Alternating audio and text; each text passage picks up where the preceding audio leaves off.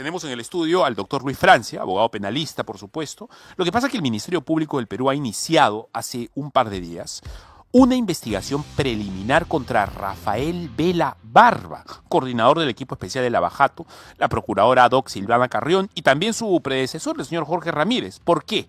Porque supuestamente, presuntamente, como se tiene que decir, habrían formado parte estos tres señores de una organización criminal y de encubrimiento real relacionados con el caso Odebrecht. La pesquisa está a cargo de un fiscal supremo, José Timarchi, y debería determinar si esos funcionarios, realmente encubrieron a Odebrecht mediante el acuerdo de corrupción eficaz, el acuerdo de colaboración eficaz, ¿no? Ese es el nombre. Yo entiendo que es un pacto más que un acuerdo. Lo hizo público Félix Batters hace algunos días. El doctor Wilber Medina ha estado aquí en Tendencias y ha informado que la próxima semana vienen varias denuncias respecto de lo que han encontrado en ese acuerdo. Doctor Francia, ¿cómo está usted? Buenos días. Buenos días, ¿qué tal, Fabricio? A ver, cuénteme desde el principio esa historia. ¿Cómo así empieza la historia que termina en fiscalía acusando a estos señores? A ver, como recordarás, el año 2022, más o menos en noviembre, Brasil, la Fiscalía brasilera, decide romper la colaboración eficaz con Perú. Este rompimiento obedecía a que el fiscal Vela, entre otras cosas, había prestado una testimonial en un juicio internacional que tenía Perú, en representación del Estado peruano. Entonces ellos dijeron que no, porque eso supondría un rompimiento del acuerdo que habían llegado.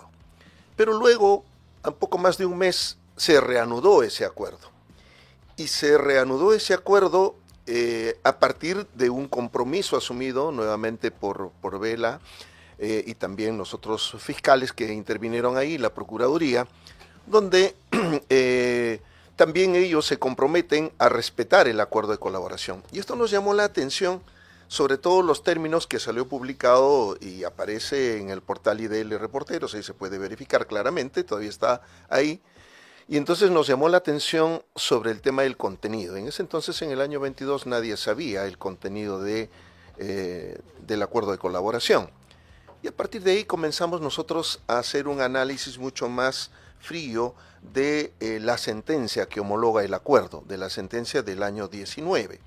Y también de la suscripción de este nuevo acuerdo complementario bajo estos nuevos términos. Y entonces ya en unas pesquisas preliminares que nosotros hicimos y de un análisis nuevamente muy acucioso de la sentencia de homologación, descubrimos que efectivamente allí se había cometido algunos hechos de carácter penal, que nosotros hemos identificado en tres aspectos. Sí. Uno, primero, respecto del acuerdo de colaboración, del contenido, donde ellos incorporan esta progresividad que no existe en la legislación peruana. Un segundo tópico está vinculado a cómo procesos en trámite ellos archivaron, cuando digo ellos me refiero a los denunciados, archivaron los procesos en trámite, sobre todo en aquellos casos vinculados a delitos tributarios. Y el tercer tópico era justamente la suscripción de acuerdos de cooperación internacional que nosotros hemos denominado mecanismos indirectos de impunidad. Entonces, lo que hemos hecho ya a partir, cuando sale a la luz el acuerdo de colaboración, lo único que hicimos era confirmar lo que ya sospechábamos. Así que por un deber ciudadano, como abogados también, presentamos una denuncia formal conjuntamente con el doctor Pacheco Mandujano por el delito de encubrimiento personal, encubrimiento real, prevaricato y, como no, organización criminal, porque si es que esto no hubiera sido armado desde un esquema organizativo, con una distribución de funciones, de roles, uno no va a entender claramente cuáles eran en realidad, o cuál era la finalidad, en este caso, de este grupo de personas que se enquistó en el aparato estatal para precisamente favorecer a Odebrecht. A ver, el detalle. ¿Por qué mecanismo interno de impunidad? ¿Cómo mecanismo indirecto. Indirecto, perdón. A ver, recordemos algo. El acuerdo de colaboración dice progresividad y a partir de ahí la no iniciación de denuncias. Sí, la no iniciación de hechos nuevos vinculados al tema Odebrecht. Y eso es lo que han cumplido, es decir, ilegalmente. En nuestro país no existe lo que se denomina en el derecho procesal penal la posibilidad de que el Ministerio Público pueda decidir o no en qué casos denunciar. Está obligado a denunciar todos los hechos delictivos, porque hay un principio de legalidad y oficialidad en el sentido de que es el Ministerio Público quien actúa de oficio o a instancia de parte. Ahora, ¿por qué es un mecanismo indirecto de impunidad estos acuerdos de cooperación?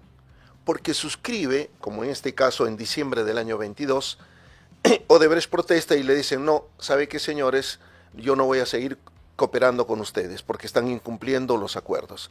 Entonces, Vela con los otros fiscales le dicen, no, nosotros vamos a respetar ese acuerdo y sigan colaborando. Entonces, a cambio de prueba, nosotros no le vamos a iniciar ningún proceso penal.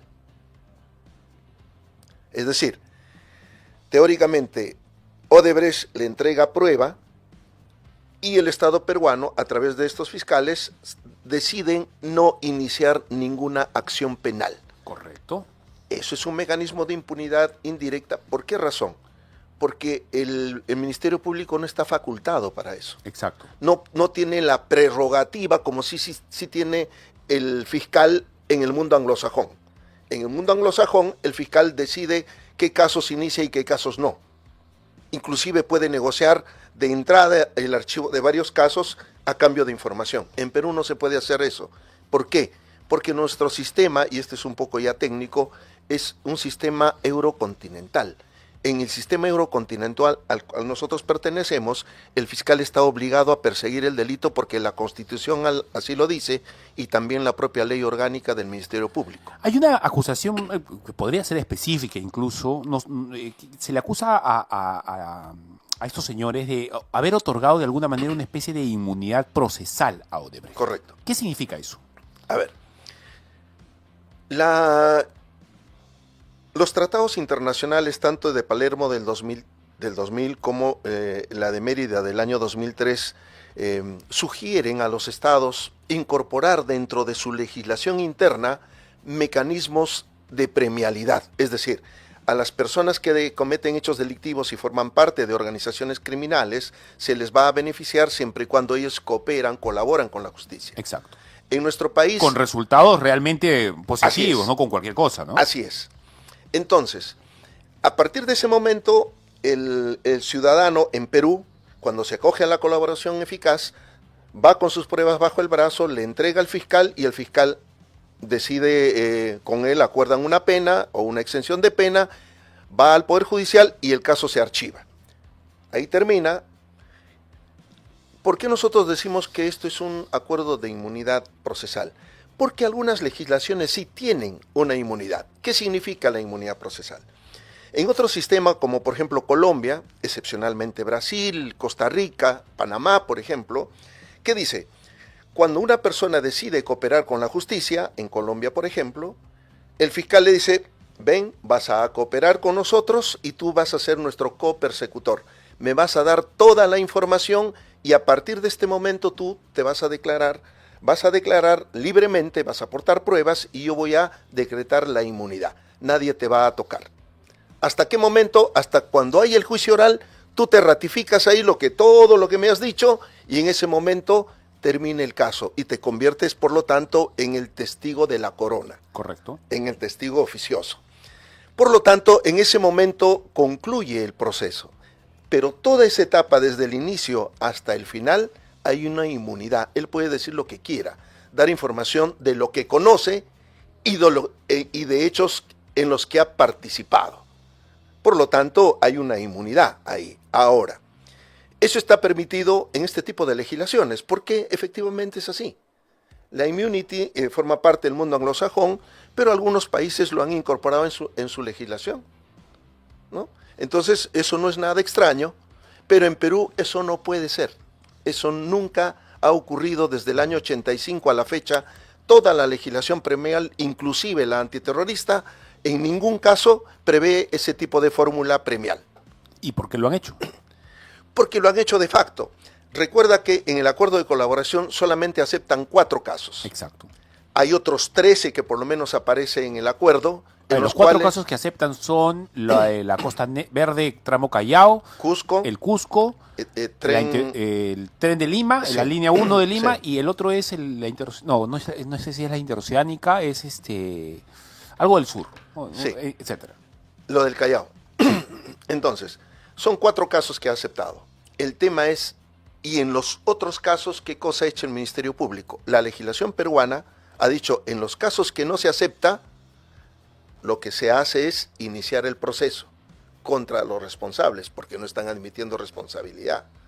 La pregunta es, en el caso Cócteles, ¿hay algún funcionario de Odebrecht que esté sentado en el banquillo de los acusados? No.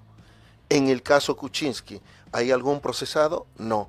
En el caso Humala, en el caso Susana Villarán. Aportes a las campañas de Humala 2016 y el tema de la revocatoria de Susana Villarán. Así es. No hay ninguno. Porque los corruptores fueron Odebrecht, ¿no? Claro. La plata no le llegó del cielo a Susana. ¿Quién la corrompió? Bueno, Odebrecht. Y es una cosa curiosa porque a nosotros nos han venido atacando por el caso Monteverde. En el caso Monteverde, ¿de qué se le acusa? De lavar activos. Muy bien, vamos a suponer que es cierto, que el señor ha lavado activos. Pero para lavar activos tiene que haber un dinero sucio. ¿Ah? ¿Que ha venido de quién? De Odebrecht. ¿Hay algún funcionario de Odebrecht que esté procesado? Ninguno. Ahora, discúlpeme la tontería de la pregunta. ¿Por qué? Justamente por la inmunidad. Les han otorgado inmunidad para casos... Inmunidad procesal. Claro. Porque lo que le está diciendo es, no te preocupes, con estos 4 yo te cubro por todo y acá te blindo.